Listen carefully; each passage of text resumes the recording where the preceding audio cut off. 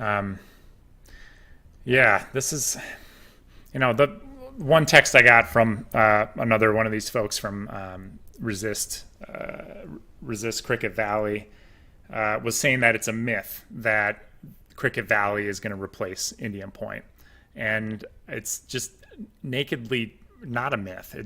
It's very easy to see from the New York grid operator where this replacement power is coming from, and it's easy to measure. So it's kind of baffling to me that Riverkeeper and others have been able to get away with this statement that the replacement power is coming from somewhere else.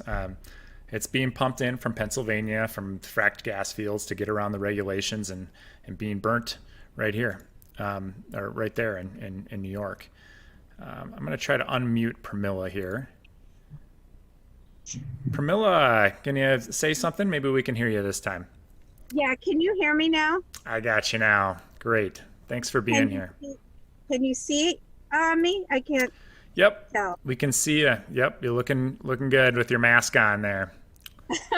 All right. Well, I want to, show you the plant. We have some other people here. Mm-hmm. I've got Maddie. Let's go outside. So we can. It might be a little loud and windy. Mm-hmm. But we'll show you the plant. All right. Can you hear us and see us? Yeah. If you want to turn your video into horizontal, it might work a little bit better for our screen, if that works. Perfect. And yeah, so hi everybody. You can hear me all right? Decent. Yeah, go ahead. Yeah, so this is Carmela with Protect Orange County. For some reason, I can't see myself, so I don't know what you're looking at. But we're kind of looking at your hand right now. So maybe if you can change how you're holding your phone a little bit, we can just see your hand. What am I doing? Start video. There we go. Okay, what do you see now? Now we see the power plant. There it is. Okay, great. You guys want to get in front? All right, so here we are. My name is Pramila. I'm the chair of Protect Orange County. This is the competitive power CPV power plant. We call it the Black Snake because it is plugged in directly to the fracking fields in Pennsylvania. We call this the head of the Black Snake because the power plants are the drivers for all of the rest of the infrastructure, right from the fracking wells all the way to the compressor station storage facilities and pipelines that nobody seems to want. Well, our message is that when you approve a frack gas power plant, you approve all of the rest of that infrastructure. So the state's ban on fracking is entirely incoherent because you can't, on one side of your mouth ban fracking, but then on the other side of your mouth approve a power plant that depends on frack gas. So the reason we're participating in this effort, obviously, as an impacted community, and with this plant ready to take over for Indian Point and provide baseload power to New York City, which is the second largest consumer of power in the world, we're obviously really concerned about air pollution. We're concerned about air pollution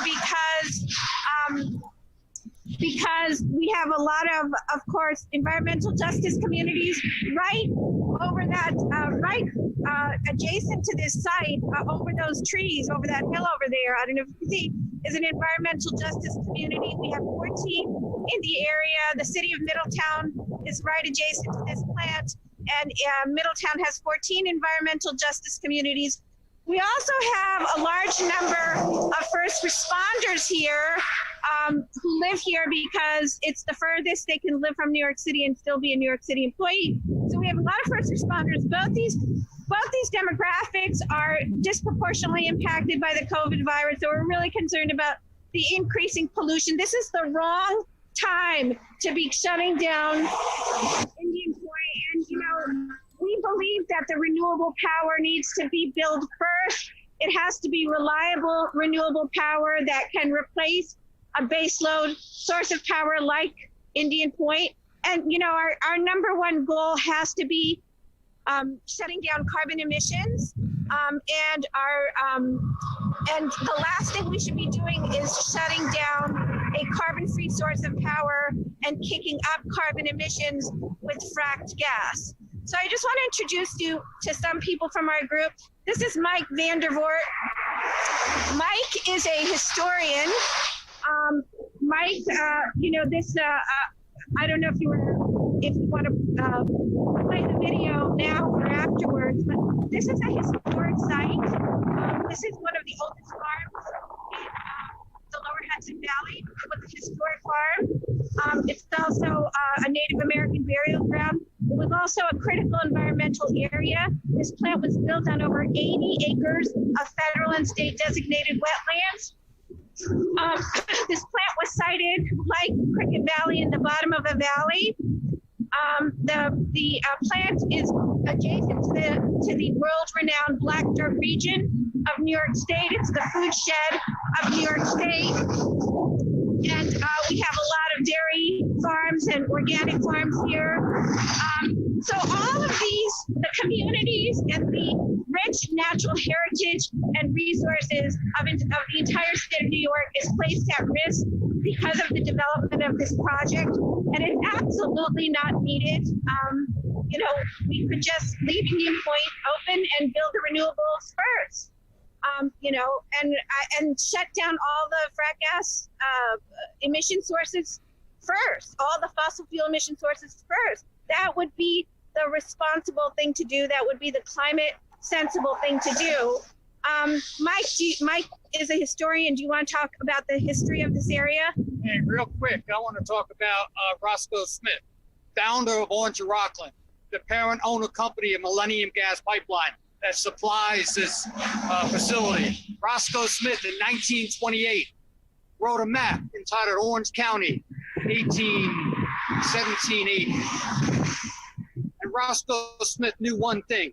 When you followed the earliest migratory trails, that they were going to lend themselves to become the natural gas pipelines. In 1735, the mass exodus of the Lenape from Orange County, and it came right upon on the backside of this site, Bates Gates Road, shown on Roscoe Smith's map. He knew that the earliest migratory trails would become the gas pipeline. And the sick and the tired and the smallpox, they stayed back on the settlement on this land. And the mass casualty burying ground that was placed on this site. And 20 years later, the French-Indian War, Abigail Cooley, David Cooley, killed on this site. Why? Because they were plowing in those grounds. And Roscoe Smith knew this. And all along these sites of these natural gas pipelines and the Millennium Gas Pipeline, you're going to find these cultural significant sites. So in 1928, Roscoe Smith had this insight in his training. And he knew that the earliest gas pipeline will kind of follow along these migratory trails. And this is why this is such a rich site that has been destroyed by Millennium, by Orange and Rockland gas pipeline. Terrible. So I'm going to introduce you here to Maddie. Maddie has lived here for many, many years. And, you know, she's a long-term resident. She doesn't want to have to leave, but she obviously is worried about her family, her children. And, you know, we shouldn't have to leave our homes. That's not fair. That's not right. Maddie, you want to say anything? Sure. Well, you've covered environment, you've covered the health aspects. I'm watching you every morning, Governor Cuomo gives very cogent information about what's going on in the world. And I can't help but wonder about the dichotomy of keeping this plant open and being concerned about our health. So if you're listening again, we implore you to save this area. We have seniors over there. We have workforce housing over there. We have children who are subject to the terrible that's we don't need it. We don't need it. Shut please shut it down for all of our sakes and for all of your sakes, everybody who's out there. This is not just local, this travels. So we need you to just cooperate with the environment and with our health and with our safety and shut this plant down. We don't need it.